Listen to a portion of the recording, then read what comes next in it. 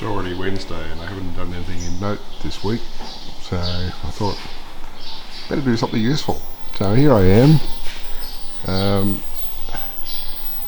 The button to open this door, you can press it in okay, but it doesn't rebound because the spring that was behind there is entirely rusted out. I know that because I've previously disassembled this and had a look. So today, I'm going to replace that spring. And here we see the perennial problem with things that are black. They absorb light and it's very hard to see what's going on. I can tell you that screw there and that screw there go into the back of this handle. So I just got to undo those two.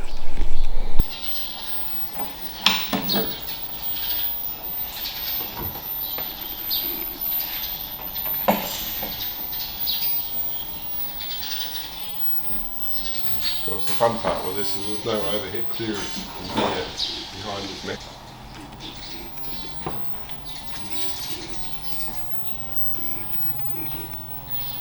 Well, it appears that I do have to take off this part.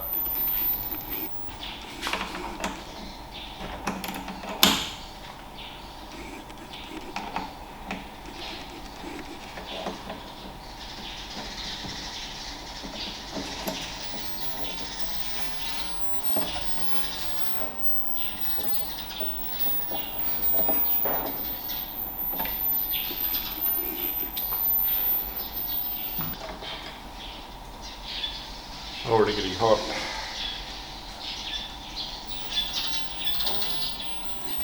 So at least I can put those back there.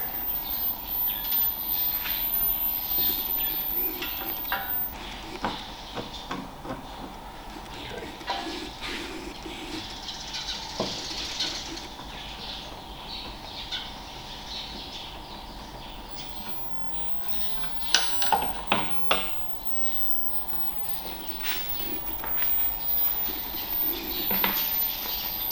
So on the back here there's a rubber gasket, and then I got to get into those two. I'll do it on the bench.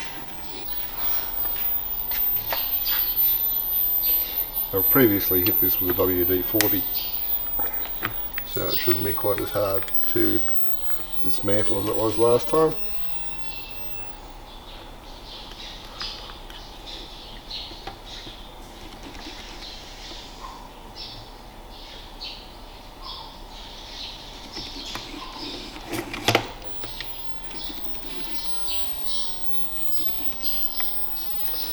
Definitely starting to feel the heat. Okay, so here is a very sad little spring, which is the remnant of what was there before, and I have replacements that hopefully aren't too big. But I need to get that nut off there so I can take this bolt out and slip these things on. Spanner.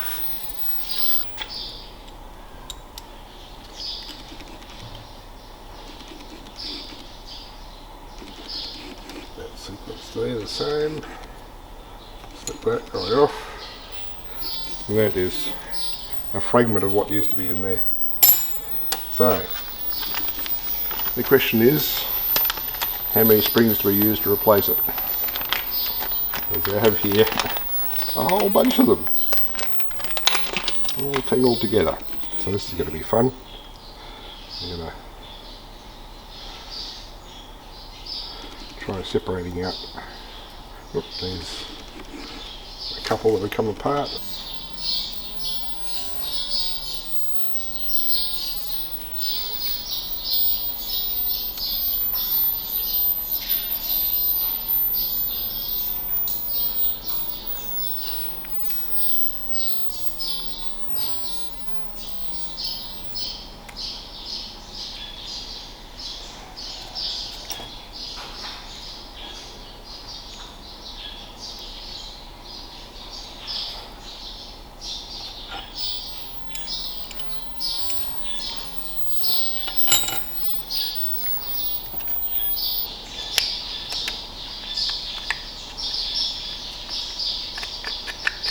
Yeah, that's fairly good.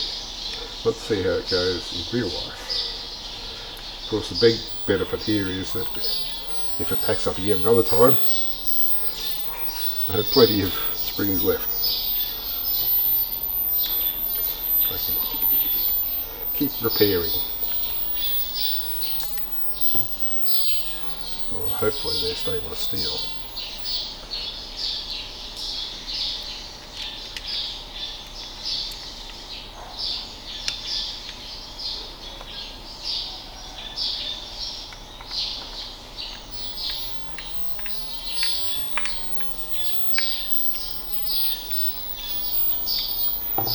Okay, back to reinstall. Okay, I'll put the handle back on, put the mechanism back on.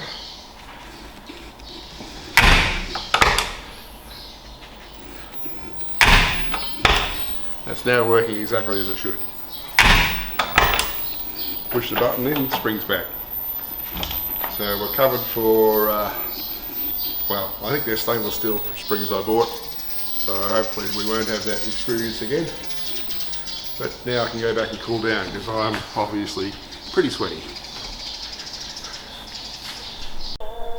About a month ago my rain gauge stopped working on this thing, and I came to have a look thinking maybe I need to change the batteries, but it turned out that there was an ant colony had moved in. Did what I could to try and drive them out without disassembling it, but wasn't sure whether I'd been successful or not. And finally last night there was rain, and it has registered rain. Whether it's registered the right amount or not is another question, but at least it's registered rain, so it's not completely useless. I'm not sure that planting these 3 jackfruit trees here along the path was a good idea. They're going to block off access down here before long. May have to prune those back a bit. I really like those fingerprint locks, and so I've got the one on the back door now of the shed, but I'm thinking it'd be nice to be able to have one on the front door here and not have to go in via the back door to open this one up. And I'm looking at how it can be done, because the sliding door and the back airlock over the house, that just has electromagnets on it. Not suitable for this because they're only good for 180 kilograms each in terms of force, so there's too much opportunity here for leverage in terms of putting something in here and levering, so you can easily exceed the power of the magnet. And also they're a fail safe, so if the power goes off they're freely open. So I prefer to have fail secure, which means that if there's no power, there's no open. That will be okay on this door because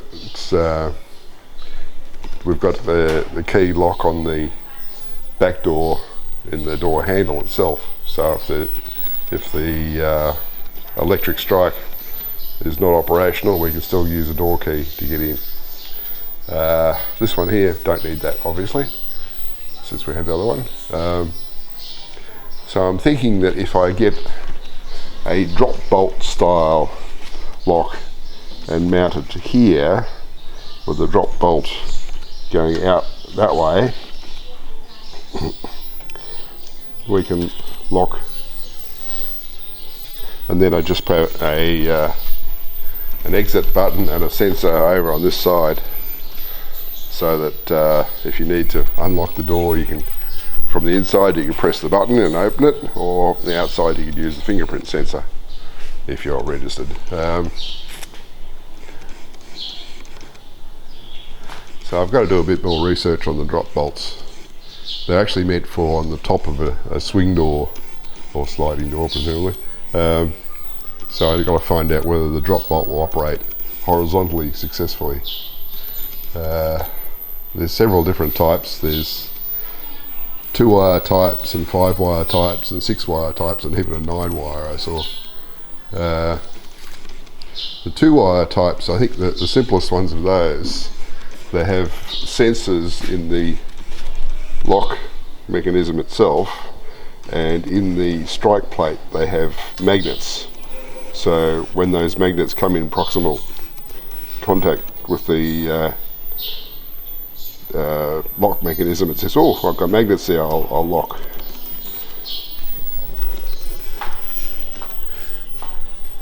But I may have to buy a unit, or even more than one unit, to experiment with to find out.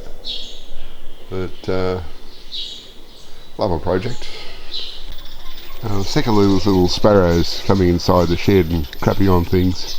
So I want the mesh sorted out so that they can't get in.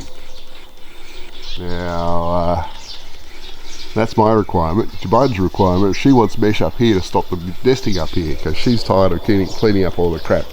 So, yep, fair enough. So that's going to be a exercise coming up before long. So we're doing right well at the rice factory apparently. Lots and lots of polished rice ready to ship out. The other thing going on down here at the rice factory is carnage apparently amongst the wildlife, or the domesticated life. Apparently we had 3 goslings, but they've all been killed by a big lizard apparently. So I'm saying, okay, well obviously we've got to have better protection for them. A cage made of metal that the lizard can't get into. So we'll see what happens there. I still think this is pretty a stark sort of territory for them to live in.